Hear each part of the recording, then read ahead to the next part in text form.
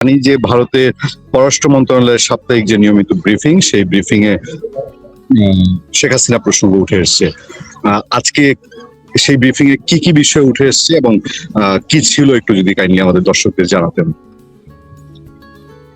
দেখুন, পররাষ্ট্র মন্ত্রণালয়ের ব্রিফিং এ নানা বিষয়ে প্রশ্ন হয়ে থাকে। আমি নিজে প্রশ্নটা করছিলাম মুখপাত্রকে যে শেখ হাসিনা সম্প্রতি একটা ইন্টারভিউ দিয়ে বলেছেন তিনি দেশে ফিরতে চান এবং সেক্ষেত্রে তিনি ডিসেম্বরে ফিট করবেন, এরকম একটা বলেছেন। তখন যেটা মঞ্চ থেকে যে উত্তরটা দেন রণদীপ জয়সওয়াল, তাতে তিনি বলেন যে ভারতের কাছে একটা বাংলাদেশের একটা প্রত্যার্পণ চুক্তি অনুসারে একটা রিকোয়েস্ট, অনুরোধ পেন্ডিং আছে। সে কারণে আমাদের যদি ফেরত দিতে হয় তাহলে এক্সট্রাডিশন ট্রিটি চুক্তি অনুসারে যে আইনি প্রক্রিয়া, বিচারীয় প্রক্রিয়া, সেই অনুসারে ফেরত দেওয়া যেতে পারে। কিন্তু তিনি যে শেখ হাসিনা ফেরত দিতে, তিনি যে চলে যেতে চান ভারত ছেড়ে এবং তার নিজের দেশে ফিরতে চান, সেটা আমি এটাও প্রশ্ন করেছিলাম যে আপনাদের সঙ্গে বাংলাদেশ সরকারের কোনো আলোচনা হয়েছে কি, সেটারও কোনো জবাব দেননি। কিন্তু এর পরে আমাদের সাধারণত যেটা হয় যে ব্রিফিং এর পরে এগুলোর অনেকে আমরা ব্যাখ্যা চাই যে এটা আপনি বললেন তার অর্থ এটা, যেটাকে বলা যেতে পারে যে আপনার, সেই জন্য আমরা যখন লিখি বা আমি লিখেওছি আজকে, এটা হচ্ছে পররাষ্ট্র মন্ত্রণালয়ের উচ্চপদস্থ সূত্র যিনি বলেন যে শেখ হাসিনা একজন মুক্ত তিনি এখানে তিনি বাংলাদেশের নাগরিক, তিনি যদি ফিরে যেতে চান, যেখানে যেতে চাইবেন, তাতে ভারত সরকারের কোনো আপত্তি নেই। এবং দ্বিতীয়ত আমি তো বলেছিলাম যে আপনার বলছে প্রকাশ্যে সরাসরি এটা বলা সম্ভব না, যেহেতু বাংলাদেশ সরকারের একটা এক্সট্রাডিশন ট্রিটি রিকোয়েস্ট আছে, কিন্তু তিনি যেতে চাইলে যেতে পারেন, তাতে কোনো অসুবিধা নেই। তখন আমি এটাও জানতে চেয়েছিলাম, আচ্ছা তিনি তো বলছেন যে বিমানে না গিয়ে সড়ক পথে যেতে পারেন, যে সড়ক পথে যেতে পারেন বলে বিমানে যাওয়ারও কোনো অসুবিধা নেই, কারণ তার তো পাসপোর্ট নাই। প্রশ্নে আমরা এরকম অনেকেই ট্রাভেল ডকুমেন্ট দিই, ট্রাভেল ডকুমেন্ট সেইটাই ভ্যালিড ডকুমেন্ট আন্তর্জাতিক ভাবে, সেই ডকুমেন্টে নিয়ে তিনি যেখানে খুশি যেতে পারেন এবং শুধু বাংলাদেশ কেন, পৃথিবীর যেখানে যেতে পারে, তাতে কোনো অসুবিধা নেই। এভাবে ভারত থেকে বহু আওয়ামী লীগ নেতা ট্রাভেল ডকুমেন্ট নিয়ে বিভিন্ন দেশে যাচ্ছেন। ফলে এইটারই একটা বিষয় যে আমরা প্রথম জানতে পারলাম ভারত সরকারের মনোভাব এবং প্রতিক্রিয়া। তারা এটাও বলছেন তিনি আমাদের, আমি বললাম বাংলাদেশে একটা প্রচার আছে, কিছু সিনিয়র সাংবাদিক প্রচার করছেন যে তিনি নাকি বন্দী। প্রশ্নই ওঠে না, তিনি আমাদের অতিথির প্রতি যে আচরণ আমরা করে থাকি, তার প্রতি সেই আচরণই করা হয়। মানে তার প্রতি সম্পূর্ণ সহানুভূতি, সহমর্মিতা, এটা যে ভারত সরকারের আছে, এটা কিন্তু স্পষ্ট। ফলে আজকের আপডেট হচ্ছে এটাই, শেখ হাসিনাকে এখন সিদ্ধান্ত নিতে হবে তিনি কিভাবে ফিরতে চান বা ফিরবেন। সেটা ভবিষ্যতে নিশ্চয়ই তিনি আমি জানি আরো 1 ডজন সাংবাদিক অপেক্ষা করছেন, মানে ভারতীয় এবং অভারতীয়, তার মধ্যে চীন, জাপান, তাদের সাংবাদিকরাও আছেন, এমনকি কিছু পশ্চিমা সাংবাদিকও আছেন। তো সেগুলোতে তিনি আরো বেশি মানে খোলাসা করবেন যে কিভাবে তিনি ফিরতে চান। আর সোজা কথা হচ্ছে, ভারত সরকারের কোনো আপত্তি কিচ্ছুতেই নেই, তিনি যেভাবে চাইবেন সেভাবে দিতে পারেন। ভারত কি আর যদি কোনো সহযোগিতা চায় শেখ হাসিনা, সেটা দেওয়ার মন মানসিকতা রাখে কিনা, আপনার কি মনে হয়? যে কারণ এই আশাটা তো জানতেন আজকে প্রথম দিনেতেই তো এত কিছু মানে আলোচনা করা সম্ভব নয়, এত সময় সাপেক্ষ ব্যাপার এটা। এখন তিনি যদি কোনো সাহায্য চান, তাকে তার দেশে ফেরত যাওয়ার জন্য যে ব্যবস্থা করা দরকার সেটা করা হবে। কিন্তু আর কি সাহায্য বলতে কি, সেটা হচ্ছে শেখ হাসিনা কি বলতে হবে যে আমি ভারতের থেকে আরো এই সাহায্য চাই। সেই সাহায্যটা কি না জানতে পারলে তো মানে আন্দাজে কোনো কথা কমেন্ট করা সম্ভব নয়, তাই না? আগে জানতে হবে যে তিনি কি চাইছেন। তিনি আপাতত ঘোষণা করেছেন তিনি ফিরবেন, তাতে ভারত সরকারের কোনো আপত্তি নেই। এমন কি কোনো সম্ভাবনা দেখছেন যে শেখ হাসিনার দিক থেকে বাংলাদেশের কাছে ট্রাভেল পাস চাওয়া হতে পারে, বা এরকম কোনো আলাপ আছে কিনা? না না, আমি তো সেটা সবটা আগাম বলতে পারবো না, কিন্তু আমি এটা বলছি শেখ হাসিনার সিদ্ধান্ত নেওয়ার পরে এখন তারেক রহমান সরকারের কোর্টে এই বলটা আছে, এবং যে বলটার কারণে আমার মনে হয় যে তাদেরকে এখন যদি ধরুন ভারত সরকার একটা ট্রাভেল ডকুমেন্ট দিল যেটা নিয়ে বাংলাদেশে তিনি যাবেন, সেক্ষেত্রে তারেক মানে বর্তমান বাংলাদেশ সরকারকে সিদ্ধান্ত নিতে হবে ভারত সরকারের ট্রাভেল ডকুমেন্টকে তারা অ্যাকসেপ্ট করবেন না রিজেক্ট করবেন। সেটা তো তাদের সিদ্ধান্ত, সেটা তো সেই সিদ্ধান্তটা আমি এখান থেকে বসে তো বলতে পারবো না। কিন্তু তারা চাইছেন কি চাইছেন না, এটা আমার মনে হয় আপনারা আপনাদের পররাষ্ট্র মন্ত্রণালয়কে জিজ্ঞেস করতে পারেন। বাংলাদেশের ভেতরে একটা এরকম মনোভাব আছে যে শেখ হাসিনা না আসুক, উনি না আসাটাই ভালো। এটা বিশেষ করে যারা জুলাই যোদ্ধা দাবি করে, আমরা যাদেরকে তথাকথিত জুলাই যোদ্ধা বলি অথবা জুলাই ব্যবসায়ী বলি, তাদের মধ্যে আওয়াজটা বেশি, বিএনপির মধ্যে না, যে তিনি না আসুক, না আসলেই ভালো। আপনার আপনার বিশ্লেষণ কি, কেন এই অংশটা এরকম চাইতে পারে? কারণ আপনি তো পর্যবেক্ষণ করেন সবকিছু। হাসিনা যদি শেষ পর্যন্ত বাংলাদেশে পৌঁছান এবং তিনি সেখানে যদি যান, তাহলে যারা বলছেন সে বিপ্লবের কথাটা তারা অপ্রাসঙ্গিক ইতিমধ্যেই হয়ে গেছে। এখন শুধু সংবাদপত্রে আছেন তারা, আর চাঁদাবাজিতে আছেন, তাই না? শিল্পপতির থেকে চাঁদা তোলায় যাচ্ছেন, আর কোনো কাজে তো তার নেই। ফলে তাদের কোনো ভূমিকা কিছু নেই, তারা যে আরো অপ্রাসঙ্গিক হয়ে যাবে এ বিষয়ে কোনো সন্দেহ নেই। সেই জন্যই তারা মুখে যাই বলুক আদতে চান যে শেখ হাসিনা যেন না যায়। সেই জন্যই তো শেখ হাসিনা কিন্তু তার মধ্যে একজন বুদ্ধিমতী ব্যক্তি, এই জিনিসটাকে তিনি বিশ্লেষণ করেই এমন একটা চাল চলেছেন যে আমি যেতে চাইছি, আমাকে বাংলাদেশে যেতে দেওয়া হচ্ছে না। তিনি তো বিচারের মুখোমুখি হতে চাইছেন, বিচারের মুখোমুখি হবেন তিনি তো বলছেন না আবার তাকে গণভবনে বসিয়ে দিতে, তা বলছেন না, বলছেন বিচারের মুখোমুখি হবে, ন্যায় বিচার হতে হবে। উনি যে সড়ক, আপনার কাছ থেকে আমরা জানতে পেরেছিলাম যে ওনার সড়ক পথে আসার সম্ভাবনা আছে, তিনি বা পদ্মা সেতু হয়ে আসতে পারেন আপনি বলেছেন। এটা কি কৌশলগত কোনো কারণ কিনা, বা এটার এফেক্ট কি হতে পারে? এটা কৌশলগত নয়, কৌশলগত নয়, এটা কারণ হচ্ছে এটা তার স্বপ্ন, এটা তার স্বপ্ন। তিনি চান যিনি যখন এভাবে, তিনি তো একটা বিমান বাহিনীর বায়ুসেনার বিমানে করে চলে এসেছিলেন, তিনি যখন মানে 1981 সালে ফিরে গিয়েছিলেন সেটা ভারত থেকে, তো তখনকার যে সরকার তারা তো অ্যাকসেপ্ট করেছিল, তারা তো সেই ট্রাভেল ডকুমেন্ট ইত্যাদি দিয়েও ছিল এবং গিয়েছিলেন, তিনি শুধু বিমান পথেই গিয়েছিলেন। এখন এটা এই কারণে যেহেতু একটা মানে বাংলাদেশে একটা ধরনের প্রচার না করা হয় যে তিনি আসলে, তাকে বাংলাদেশের মানুষ চায় না, তিনি স্বৈরাচারী ইত্যাদি ইত্যাদি যেগুলো বলা হয়, তো তিনি সেই জন্য সচক্ষে সাধারণ মানুষের মধ্যে গিয়ে সেটা বুঝতে চান তারা কি সত্যিই তাকে পছন্দ করেন না ঘৃণা করেন। এটা কিন্তু আপনাকে আবারও বলছি, আমি আমার ব্যাখ্যা দিচ্ছি, এটা নয় যে এই রূপটা তিনি ঠিক করে ফেলেছেন।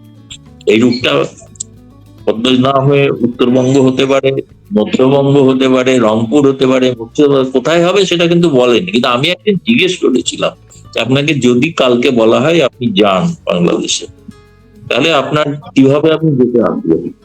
বলেছিলেন আমি আমার তৈরি করা পদ্মা সেতু দিয়ে পৌঁছাতে চাই, কারণ ওই পথে আমার পথে ঢাকার পথে গোপালগঞ্জ এবং টুঙ্গিপাড়া পরে সেখানে আমি যেতে চাই, সেখান থেকে ঢাকায় আসবো। পরবর্তীকালে যেহেতু তখন আপনাকে বলা হয়নি, আমি অন্য জায়গায় বলেছি, বলছে তারপরে আমার তৈরি করা মেট্রো রেলে চেপে আমি সচিবালয়ের কাছাকাছি আসবো।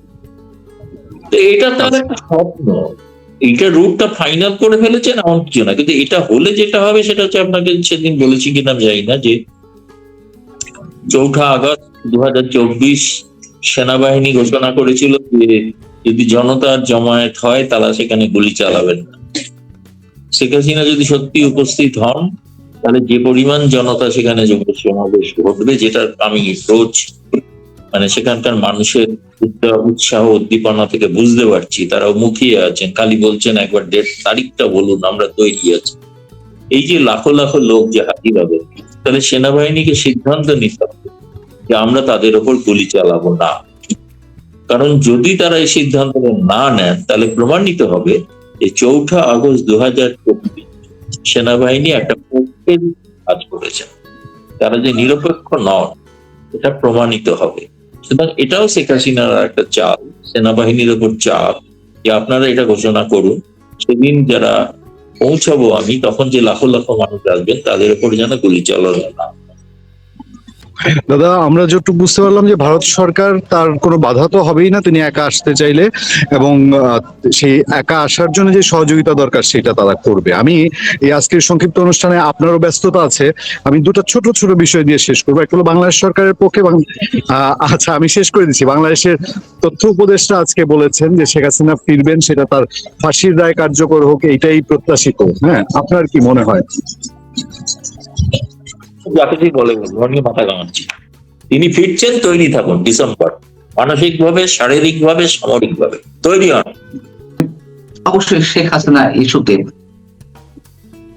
আমি প্রথমেই একটি প্রশ্ন আপনার কাছে রাখতে চাই, সেটি হচ্ছে যে তিনি ভিডিও কনফারেন্সে কেন আসছেন না? তিনি ইমেইলে বিভিন্ন গণমাধ্যমের সাক্ষাৎকার দিচ্ছেন, তিনি রয়টার্সকে সাক্ষাৎকার দিয়েছেন 1 ঘন্টা ব্যাপী টেলিফোনে। এর আগে সম্ভবত আপনার সাথেও কথা বলেছেন টেলিফোনে, এবং আপনি নিজেও বলছেন যে তিনি খুব দ্রুত ভিডিও কনফারেন্সও আসবেন, প্রকাশ্যে আসবেন। কেন তিনি এখনো পর্যন্ত প্রকাশ্যে আসছেন না? এই প্রশ্ন এখন বাংলাদেশ থেকে অনেকেই তুলছেন। দেখুন, অনেক বিষয় তো নিশ্চিতভাবে তিনি হয়তো পর্যায়ক্রমে সিদ্ধান্ত নিয়েছেন তার রণনীতি, কিভাবে তিনি বাংলাদেশের রাজনীতি সম্পর্কে তার মত প্রকাশ করবেন। প্রথমে অডিওতে বলছিলেন, প্রথমে ইমেল মারফত তিনি সাক্ষাৎকার দিচ্ছিলেন, তারপরে তিনি অডিওতে দেওয়া শুরু করেছেন। কারণ বহু সাংবাদিক তারা এখন জানতে চাইছেন যে প্রকৃতপক্ষেই শেখ হাসিনা যদি অডিওতে, বিশেষ করে পশ্চিমা সংবাদ মাধ্যমের একটা বড় শর্ত হলো যে তারা কোনো ইমেল ইন্টারভিউ ছাপেন না। তারা যিনি ইন্টারভিউ দিচ্ছেন তার সঙ্গে তারা কথা বলে নিশ্চিত হতে চান, তবেই তারা ছাপতে পারে। যে কারণে একবার ব্লুমবার্গ তার কোনো ইন্টারভিউ ছাপেনি, কিন্তু আমি শুনেছি ব্লুমবার্গও তার ইন্টারভিউ নিয়েছে, এবং সেটা অডিওতেই ইন্টারভিউটা হয়েছে। স্বাভাবিক যারা প্রশ্ন করছেন বা যাদের মনের মধ্যে প্রশ্ন, নিশ্চয়ই ভিডিও করার ক্ষেত্রে একটা সমস্যা থাকে যে আজকালকার দিনের ভিডিও ট্র্যাকিং খুব সহজেই করা যায়, লোকেশনটা জানা যায়। হয়তো সেই নিরাপত্তার কারণে তিনি করছেন না, কিন্তু আমি জানি উনি বলেছেন যে ক্রমশই ধীরে ধীরে তিনি প্রকাশ্যে আসবেন এবং প্রকাশ্যে ভিডিও মারফত ইন্টারভিউ দিতে পারেন। আমি বলছি না সেটা কবে দেবেন। আমার মনে হয় তিনি যখন ঘোষণা করছেন যে তিনি বাংলাদেশে ফিরবেন, হয়তো তার আগেই সেই ধরনের কোনো সিদ্ধান্ত নেবেন এবং তিনি হয়তো ঘোষণা করবেন। এই প্রসঙ্গেই বলে রাখা ভালো যে আমি শুনলাম যে আপনাদের ওখানকার কিছু সিনিয়র সাংবাদিক তারা প্রশ্ন করেছেন শেখ হাসিনা কি আদৌ জীবিত আছেন কিনা। মানে সিনিয়র সাংবাদিকদের কাছে হাস্যকর প্রশ্ন। তার কারণ হচ্ছে যে ভারত সরকারের তিনি অতিথি হিসেবে রয়েছেন, এটা তার নিরাপত্তা, তার জীবনের নিরাপত্তা, তার শারীরিক সুস্থতা সবটাই দেখভাল করছেন ভারত সরকার। আমার মনে হয় তারা এই প্রশ্নগুলো ঢাকায় যে হাই কমিশন আছে সেখানে প্রশ্ন করলেই জবাব পেয়ে যাবে, এতদূর দিল্লি পর্যন্ত আসার প্রয়োজন নেই। এবং ওখানে বাংলা ভাষায় কথা বলতে পারেন হাই কমিশনার আছেন, তিনি জবাব দিয়ে দেবেন শেখ হাসিনার বর্তমান অবস্থান বা বর্তমান পরিস্থিতি কি। দ্বিতীয়ত, যে রয়টারের যে ইন্টারভিউ, সেই ইন্টারভিউতে দেখুন 3 জনের বাইলাইন আছে, কিন্তু একজনের নয়। একজন হয়তো কলকাতা ভিত্তিক সাংবাদিক, আর একজন ঢাকা ভিত্তিক সাংবাদিক, আর একজন লন্ডনের তাদের মূল অফিসের তার একজন, তিনি এডিট করেছেন ইন্টারভিউটা, তারও নাম দেওয়া আছে ইন্টারভিউ। ফলে এদের 3 জনকে তো খুব সহজেই তারা যোগাযোগ করতে পারেন, তাদের কাছেই জেনে নিতে পারেন। মানে এটা অন্য মাধ্যমে প্রশ্ন না করে যিনি ইন্টারভিউ নিয়েছেন তার সঙ্গে বা ঢাকায় একটা রয়টার্স এর অফিস আছে, ফলে সেখানেও তারা জিজ্ঞেস করলে তাদের এই সন্দেহ নিরসন হবে। এখন এটা থেকে বোঝা যায় একটা জিনিস, এই সমস্ত সাংবাদিক শেখ হাসিনা সম্পর্কে খুবই তারা বিব্রত বোধ করছেন। সরকার পক্ষ কিছু বলছেন না, কিন্তু সরকারের হয়ে তারা তাদের সরকারের উদ্বেগ তারা প্রকাশ করছেন, শেখ হাসিনাকে ভয় পাচ্ছেন, সোজা কথা। আপনি যখন প্রসঙ্গটি তুললেন, হ্যাঁ, এরকম অনেকেই বলছেন যে তিনি কি আদৌ বেঁচে আছেন কিনা, তিনি কেন প্রকাশ্যে আসছেন না, কেন তাকে ইমেইলে ইন্টারভিউ দিতে হচ্ছে, কেন টেলিফোনে ইন্টারভিউ দিতে হচ্ছে, টেলিফোনে ইন্টারভিউ গুলো আবার এআই দিয়ে তৈরি করা কিনা, এসব কথা কি কোনো ভিত্তি আছে? প্রথম কথা হচ্ছে আমি নিজে ওনার সঙ্গে কথা বলেছি, হ্যাঁ, এবং আমি বলবো না যে আমি ওনার সঙ্গে সাক্ষাৎ করেছি, কিন্তু আমি জানি উনি সুস্থ সবল এবং প্রতিনিয়ত প্রায় আপনি ধরতে পারেন এক সপ্তাহ অন্তর অন্তর দেশের বিদেশের বিভিন্ন প্রান্তের আওয়ামী লীগের নেতারা তার সঙ্গে দেখা করছে, এবং সেটা ভারত সরকারের অনুমতি নিয়েই দেখা করছে। কয়েকদিন আগে অস্ট্রেলিয়া, লন্ডন, কলকাতা থেকে বেশ কিছু আওয়ামী লীগ নেতা তার সঙ্গে সাক্ষাৎ করে গেছেন। কেউ তো আমার সঙ্গে তারা ছবিও দিয়েছেন ফেসবুকে, কেউ দেখেছেন, দেখে অনেকে ফোনও করেছেন। কিন্তু ফলে তারা তো নিশ্চয়ই বাংলাদেশের সাংবাদিক, ফলে তারা সেই সমস্ত নেতৃবৃন্দের সঙ্গেও তো কথা বলে দেখতে পারে। প্রত্যেক নেতাই এরকম একটা অসত্য কথা বলবেন যে এআই মাধ্যমে করা হয়েছে বা আসলে তিনি জীবিত নন। এটা তো ভারত সরকারের প্রতি বড় ধরনের একটা লাঞ্ছনা। যিনি ভারত সরকারের অতিথি, তাকে তার জীবনের নিরাপত্তা নিয়ে এরকম প্রশ্ন তোলা, এটা ভারত সরকারের বিরুদ্ধে প্রশ্ন তোলা। সেই জন্য বললাম খুব সহজ উত্তর হবে রয়টার্স এর অফিস। এবং তারা তো যখন রয়টার্স এর মতো একটি আন্তর্জাতিক খ্যাতিসম্পন্ন সংবাদ সংস্থা, তার বিশ্বাস যোগ্যতা নিয়ে এরা প্রশ্ন তুলছেন। এরা কোন ধরনের সাংবাদিক আমি জানি না।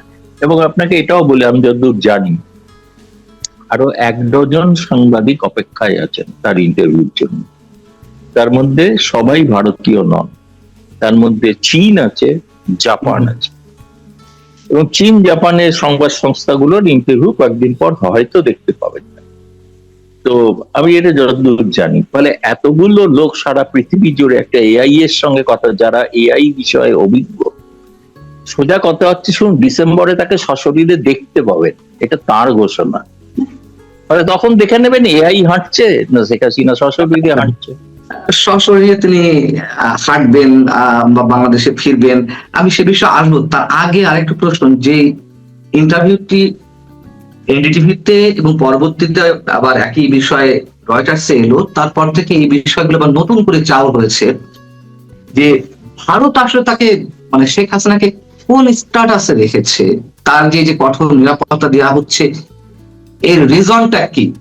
কেন অন্যদের মতো তিনি স্বাধীনভাবেও ঘোরাফেরা করতে পারছেন না? কেন তাকে একটা বিশেষ জায়গায় একটা নির্দিষ্ট গণ্ডির মধ্যে রেখে দেওয়া হয়েছে? এবং সবচেয়ে বড় কথা হচ্ছে যে কোন স্ট্যাটাস তাকে দেওয়া হচ্ছে, এই বিষয়টা আপনি একটু ক্লারিফাই করবেন? তার স্ট্যাটাস হচ্ছে যে তিনি একটি বিদেশি রাষ্ট্রের সাবেক প্রধানমন্ত্রী, তার জীবনে সংশয় ছিল, সেজন্য তাকে এখানে আশ্রয় দেওয়া হয়েছে। এবং এও বলেছে ভারত সরকার যে তিনি যখন যেদিন যা চাইবেন, যেভাবে তিনি যেখানে যেতে চাইবেন, সেটা যাওয়ার ব্যবস্থা ভারত করে দেবে। তিনি একজন সাবেক প্রধানমন্ত্রী, এই হিসাবে ভারতে আশ্রিতা, সেটাই তার স্ট্যাটাস, সেইভাবেই তাকে রাখা হয়েছে। আপনি বলতে পারেন না যেরকম কেন তাকে বাইরে ঘোরাফেরা করতে দেখা যাচ্ছে না। 2 দিন আগে তো আপনাদের ওখানকার জঙ্গিরা তো হুমকি দিয়েছে তাকে হত্যা করবে। তার জীবনের নিরাপত্তা এই মুহূর্তে যে কোনো প্রধানমন্ত্রীর মতনই তার নিরাপত্তাকে সেভাবেই আঁটোসাঁটো করে রাখা হয়েছে, যাতে সেখানে কোনো অন্য ধরনের অবাঞ্ছিত ঘটনা না ঘটতে পারে। এবং যেখানে এই নিরাপত্তার কারণে তার দিল্লিতে সম্ভবত 3 বার তার আবাসস্থল পরিবর্তন করতে হয়েছে। একই জায়গায় যারা দেখেছেন প্রথমবার এসে, দ্বিতীয়বার এসে তারা অন্য জায়গায় দেখেছেন, তৃতীয়বার তারা অন্য জায়গায় দেখছেন। দিল্লিতেই আছেন কিন্তু এক জায়গায় নেই। ফলে তার নিরাপত্তার কারণে এই ধরনের একটা ব্যবস্থা নেওয়া হয়েছে, যে কারণে তাকে হয়তো আপনারা সশরীরে দেখছেন না, বা সেটা দেখার ক্ষেত্রে অসুবিধা হতে পারে। কিন্তু ভিডিও মারফত হয়তো আমার মনে হচ্ছে যে এক একটি করে ধাপ তিনি এগোচ্ছেন। ফলে এগোনোর সময় আমার মনে হয়েছে এরপরে তিনি নিশ্চয়ই ভিডিওর মাধ্যমে আত্মপ্রকাশ করবেন। তখন আবার প্রশ্ন উঠবে এই ভিডিওটা জেনুইন কিনা, তিনি এটা এআই এর মাধ্যমে ভিডিও কিনা। মানে আমার মনে হয় সেই বিষয়টা প্রশ্ন না তুলে প্রশ্ন তোলা উচিত তিনি যেটা বলছেন সে ব্যাপারে বাংলাদেশ সরকারের মত কি। উনি বলেছেন আমি আসবো, তাহলে বাংলাদেশ সরকার তাকে কিভাবে বাংলাদেশে প্রবেশ করতে দেবেন, সেই বিষয়ে বাংলাদেশ সরকার যদি পরিষ্কার করেন তাহলে সেটা ভালো হয়। এখন বাংলাদেশ সরকার তো স্পষ্ট করে কিছু বলছে না, তবে ইনফরমালি যেমন সাবেক বর্তমান পররাষ্ট্র প্রতিমন্ত্রী শামা ওবায়েদ তিনি সোমবার একটি মন্তব্য করেছেন যে তিনি এলে তাকে জেলে যেতে হবে, এটা সবাই জানে। তার বিরুদ্ধে ওয়ারেন্ট আছে, তার বিরুদ্ধে রায়ও ঘোষিত হয়েছে মৃত্যুদণ্ডের, এটা তো আমরা সবাই জানি। কিন্তু আসলে কিভাবে সম্ভব? তার তো পাসপোর্ট, কোন ধরনের বৈধ কাগজপত্র নেই। তাহলে তিনি যে বললেন যে তিনি আসবেন, আপনি কি ভিতরে বিষয়টি আমাদের জানাতে পারবেন যে তিনি আসলে কোন বিষয়টি বিবেচনা করে বলছেন যে তিনি বাংলাদেশে ফিরবেন, নাকি তিনি অপেক্ষা রয়েছেন যে বাংলাদেশ সরকার তাকে নিয়ে আসার জন্য একটা উদ্যোগ নেবে? তিনি বন্দী হিসেবে যাবেন না, কারণ ভারত সরকার তাকে বন্দী করে। বন্দী প্রত্যর্পণ চুক্তি অনুসারে যে নিয়ম কানুন, সেগুলো বাংলাদেশ সরকার এখনো ফলো করে, সেগুলো সেই অনুযায়ী কোনো ব্যবস্থা নেন। 4 লাইনের চিঠি পাঠিয়েছেন, নোট ভার্বাল, এটাই বন্দী প্রত্যর্পণের কোনো আবেদন নয়, এটা একটা প্রাথমিক আবেদন। পরবর্তীকালে তাদের বিষয়ে বিশদ পদক্ষেপ যেগুলো নেওয়ার কথা, সেগুলো যদি নেন, যেমন বাংলাদেশের আরো কিছু আর্থিক অপরাধী বলে চিহ্নিত, তাদের বিচার চলছে ভারতে। তারা বিচার সমাপ্ত হলে, সেখানে দোষী সাব্যস্ত হলে, তখন তাদের ফেরত দেওয়ার বিষয়। আর শেখ হাসিনার ক্ষেত্রেও তাই একই নিয়ম হবে। ফলে তার বিরুদ্ধে যে অভিযোগগুলো, সেগুলো বাংলাদেশ সরকারকে জানাতে হবে, এবং তার যে বিচারে যে সাজা হয়েছে, সেই সাজাটা কিভাবে হয়েছে সেটা জানাতে হবে, তাই না? সেটা তো ইন্টারন্যাশনাল ক্রাইম ট্রাইব্যুনাল, তো তার হঠাৎ করে একটা অর্ডিন্যান্স জারি করে পুরনো আইসিটি নিয়মাবলী পরিবর্তন করে যে করা হলো, তার বৈধতা আছে কিনা, আন্তর্জাতিক স্তরে বৈধতা আছে কিনা, এগুলো বহুবিধ প্রশ্ন আছে। ফলে কিন্তু যদি সাধারণ আদালতে তার বিচার হয়, সে বিচারের জন্য তিনি বন্দী হয়ে সেই বিচারের সম্মুখীন হতে পারে, এবং তাকে ফেয়ার ট্রায়ালের জন্য তার পছন্দের আইনজীবী দিতে হবে। এটা তো নয় বিচারপতি, প্রসিকিউটর এবং মানে বিবাদী পক্ষের আইনজীবী সবই একই দলের, এটা তো হয় না কখন। এটাকেই তো ক্যাঙ্গারু কোর্ট বলা হয়, যেটা আইসিটিতে হয়েছিল আর কি। ফলে আমি যেটা মনে করি, তিনি যেতে চাইছেন, তিনি ধরুন, আমি কথার কথা এটা বলেছিলাম, এটা অনেকে হয়তো সেভাবে ভাবছেন যে তিনি সিদ্ধান্ত নিয়েছেন যে বেনাপোল বেস্টাপোল হয়ে যাবে, সেটা না। আমি এটা প্রতীকী অর্থে বলছিলাম যে একবার অনেককাল আগে একবার জিজ্ঞেস করেছিলাম যে আচ্ছা, যদি ধরুন একদিন সুযোগ হয় আপনার যাওয়ার, আপনার দেশে, কিভাবে আপনি যাবেন, কিভাবে যেতে ভালো পছন্দ করবেন? বলেছেন, আমার তৈরি করা পদ্মা সেতু দিয়ে আমি যাব। পদ্মা সেতু দিয়ে গিয়ে আমার পথে গোপালগঞ্জ, টুঙ্গিপাড়া যাব। সেই পথটা তো অবশ্যই বেনাপোল পেট্রোপল হয় না, যদি পদ্মা সেতু দিয়ে উঠতে হয়। এবং মেট্রো রেলে চেপে ঢাকা সদরে আসবেন গণভবনের কাছে, মেট্রো রেলে চেপে। এটা ওনার একটা স্বপ্ন। এখন স্বপ্নটা বাস্তবায়ন হবে কি হবে না, সেটা তো ভবিষ্যৎ বলবে। 5 মাস বাকি আছে। তবে এবার যেমন ঘোষণা করেছেন, ওটি কোনো পরিকল্পনাও নয়, ওটি তার একটা ইচ্ছা, একটা ডিজায়ার।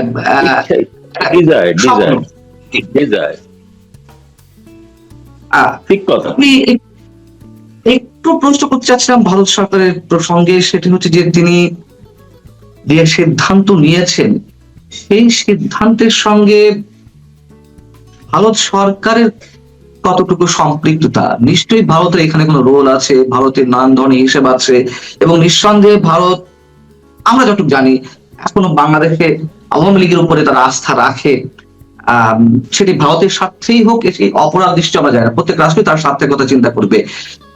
এবং যে ল্যান্ড বাউন্ডারি রয়েছে, আমাদের দীর্ঘ সীমান্ত রয়েছে, সবকিছু মিলিয়ে একটা সব জায়গা তো আওয়ামী লীগের প্রতি ভারত সবসময় রয়েছে।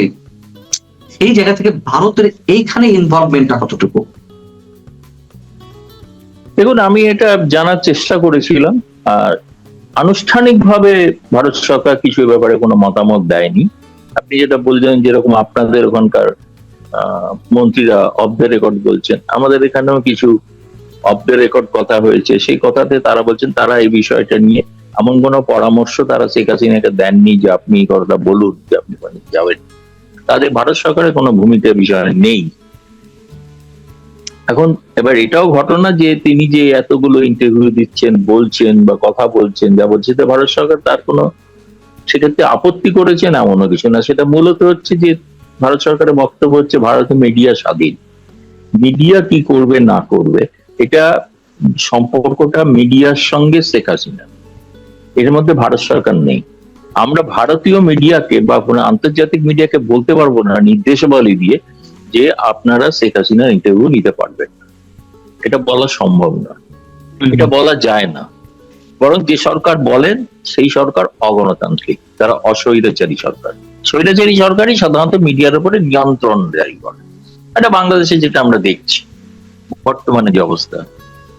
তো সেক্ষেত্রে ভারত সরকারের ভূমিকা যদি বলেন, এটা ভারত সরকারের মত হচ্ছে না, আজকে এক্স একটি কাগজের সম্পাদক তিনি সিদ্ধান্ত নিলেন যে আজকে আমরা শেখ হাসিনার ইন্টারভিউ নেবো। এটাও বলে রাখি আপনাকে যে আপনাদের ভারতের যে হাই কমিশন আছে তারা কিন্তু প্রভাব বিস্তার করার আপ্রাণ চেষ্টা করেছিল যে কেন আপনারা শেখ হাসিনাকে চাপছেন বারবার। বলছে আমাদের কাছে খবর, একজন প্রাক্তন প্রধানমন্ত্রী 15 বছর প্রধানমন্ত্রী ছিলেন, এটা আমাদের কাছে মনে হয়েছে খবর, রোজ তো চাপছি না, মাঝে মাঝে চাপছি। আপনারা এমনকি এরা প্রকারান্তরে কেউ কেউ হুমকিও দিয়েছেন আপনাদের সঙ্গে সম্পর্ক রাখবো না, হাই কমিশনের প্রবেশ নিষিদ্ধ হতে পারে। তো হলে হবে, তাতে কি করা যাবে? কিন্তু তারপর থেকে তারা পিছিয়ে এসে, তার হচ্ছে ভারতে তো মিডিয়া এখনো পর্যন্ত স্বাধীন মিডিয়া না, তাকে তো নিয়ন্ত্রণ সরকার করে না। ফলে তিনি সংবাদের শিরোনামে আছেন, আলোচনার বিষয়বস্তুতে আছেন। পছন্দ করুন অপছন্দ করুন, তাকে নিয়ে কথা বলতে হবে, তাকে নিয়ে আলোচনা করতে হবে পক্ষে বিপক্ষে। সেটা হচ্ছে আমার মনে হয়েছে সেটা তার প্রথম রাজনৈতিক পদক্ষেপ। সে বিষয়ে তিনি সফল এই অর্থে আজকে আপনার সঙ্গেও 8 ঘন্টা আলোচনা করছি। এখন এটা নানা জায়গায় বাংলাদেশে তো আপনি বললেন বহু সাংবাদিক যে নানা রকম প্রশ্ন করছেন, তাদের কাছে এটা আলোচ্য বিষয়, পক্ষে বিপক্ষে যাই বলুন। এটা হলো এক। দ্বিতীয়ত এবার তার যে উদ্দেশ্য, আমি বলছি যদি তারেক রহমান সরকারকেও তো সিদ্ধান্ত নিতে হবে, সত্যিই তার তো ট্রাভেল ডকুমেন্ট নেই, ভারত সরকার নয় একটা ট্রাভেল ডকুমেন্ট দিয়ে দিল, তাহলে সেই ট্রাভেল ডকুমেন্ট দেওয়া সত্ত্বেও তারা কি তাকে বাংলাদেশে প্রবেশ করতে দেবেন? এক। দুই হচ্ছে আরেকটা বড় চাপ হচ্ছে বাংলাদেশ সেনাবাহিনীর উপর। এই কারণেই 23শে জুন প্রতিষ্ঠা দিবসে 7টা জেলায় সেনা নামিয়ে বিডিআর নামিয়ে এমন একটা কাণ্ড করলেন যে সেদিন সকাল আওয়ামী লীগের যেন পুনরুত্থান ঘটেনি, কিন্তু আতঙ্কে তাই ঘটেছে। 4 আগস্ট 2024 সেনাবাহিনী ঘোষণা করেছিল তারা জনতা যদি ব্যাপক আকারে হাজির হয় তারা গুলি চালাবেন না। আজকে ডিসেম্বরের 6 তারিখ হোক বা 7 তারিখ হোক, যদি শেখ হাসিনা পৌঁছন, তাহলে সেনাবাহিনীকে সিদ্ধান্ত হবে সেই লাখো লাখো জনতার উপরে গুলি চালাবেন। সেদিন যখন চালাননি, জনতা, নিরীহ জনতার মৃত্যু যাতে না হয় তার জন্য ডিসেম্বরেও তাকে সিদ্ধান্ত নিতে হবে নিরীহ জনতার উপরে, আওয়ামী লীগ সমর্থক তাদের উপর গুলি চালাবো না। ফলে সেই সিদ্ধান্তটা এখন আর্মির টেবিলে, আর্মিকে ভাবতে হবে, সেনাবাহিনীকে ভাবতে হবে। সত্যিই তো তিনি এখন এটা স্টান্টবাজি বলে ভেবে থাকতে পারে, শেষ পর্যন্ত হাজির হলে কি করবে, তাই না? ধরুন পেট্রাপল সীমান্তে হাজির হলেন, রংপুর সীমান্তে হাজির হলেন, কি ওপর বাংলা বান্দায় হাজির হলেন, সেনাবাহিনী কি করবে? তখন তো আপনি জানেন বাংলাদেশে যে ধরনের একটা আবেগ তৈরি হয়েছে, যারা সেটা আওয়ামী লীগ পন্থী, যারা মুক্তিযুদ্ধের পক্ষের লোক, আমি তো তাদের প্রত্যেকের মানে নিয়মিত আপনার সঙ্গে কথা বলতে বলতে গোটা যারা ফোন আসছে, তারা সকলেই হচ্ছে আমরা রেডি, প্রস্তুত, আমরা যাবো সেদিন, কবে আসছেন খালি দিনটা জানান। এই যে একটা আবেগ তৈরি করতে পেরেছেন তিনি, এটা দ্বিতীয় রাজনৈতিক সাফল্য। সঠিক, আমি রাজনৈতিক ভাবে ব্যাখ্যা করছি বিষয়টা, বুঝলেন? এর বাস্তবিক অর্থটা দেখা যাবে ডিসেম্বরে। 5 মাস সময় আছে। এর মধ্যে একটি প্রথম সারির আপনাদের সংবাদপত্র তারা বিভিন্ন চমৎকার একটি বিশ্লেষণা করেছে। 5 মাস সময়, এর মধ্যে কি ঘটবে, এর মধ্যে দেশে কি ঘটবে, আন্তর্জাতিক স্তরে কি ঘটবে, অনেক কিছু দেখার বিষয় আছে। সেই বিশ্লেষণটা আমি বলবো সেই সমস্ত জ্ঞানী গুণী সাংবাদিকরা যেন একটু পড়ে দেখেন। এটা বাংলাদেশের কাগজ, প্রথম শ্রেণীর কাগজ, তার বিশ্লেষণ। সে বিষয়টা খুব মানে একটা আমি বলবো বাস্তব ভিত্তিক একটা বিশ্লেষণ করেছে। তিনি বলেননি যে হ্যাঁ ফিরছেন, তিনি একথা বলেননি এটা স্টান্টবাজি। এখন তার কাছে মনে হচ্ছে হলে কি করতে পারে, পরিণতি তারেক রহমান সরকারকে সিদ্ধান্ত নিতে হবে, যেটার জন্য শেখ হাসিনা অপেক্ষা করছেন। এটা হচ্ছে 3 নম্বর সাফল্য, যে আমরা শেখ হাসিনাকে এভাবে ঢুকতে দেবো না।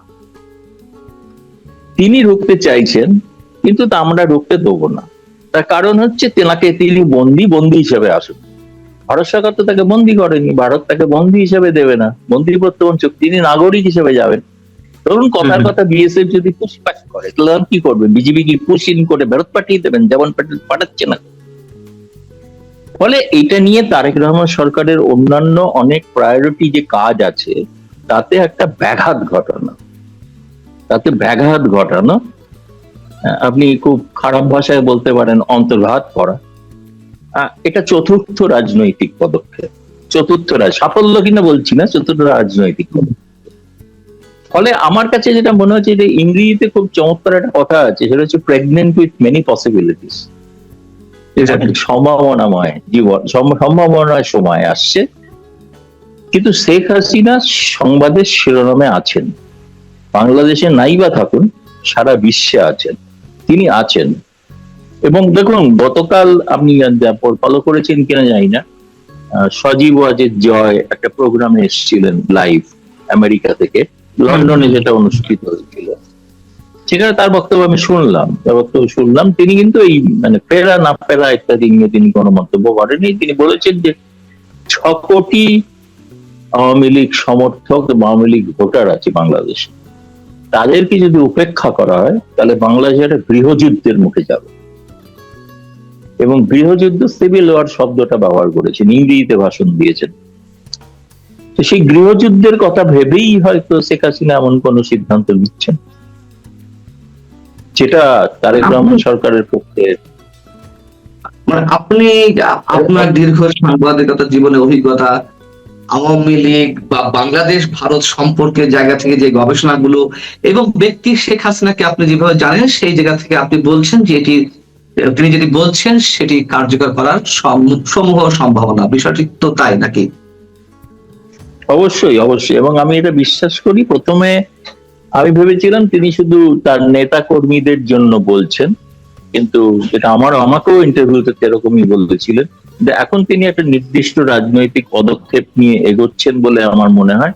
ডিসেম্বরের মধ্যে নিশ্চিতভাবে একটা কিছু ঘটবে এবং তিনি সেখানে যাবেন আর কি, যেটা বলেছেন তিনি। আমার মনে হয় না তিনি, ধরুন, তার সব থেকে বেশি মানে দুর্নাম হতে পারে যে সেটা হচ্ছে তিনি ঘোষণা করার পর গেলেন না, ভয় পেয়ে গেছেন। এই প্রচারও তো হবে না, সেই প্রচার তিনি নেবেন কেন? পৃথিবীর সব থেকে বেশি সময় থাকা মহিলা প্রধানমন্ত্রী, তাই না? এতবারের প্রধানমন্ত্রী, এবং তিনি একটা কথা বলছেন, সে কথার কোনো দাম নেই, মূল্য নেই। এটা যারা ভাবছেন, আমি বলবো তারা মূর্খের স্বর্গে বাস করে। ডিসেম্বরের জন্য প্রস্তুত হন, মানসিকভাবে, শারীরিকভাবে, সামরিকভাবে প্রস্তুত হন।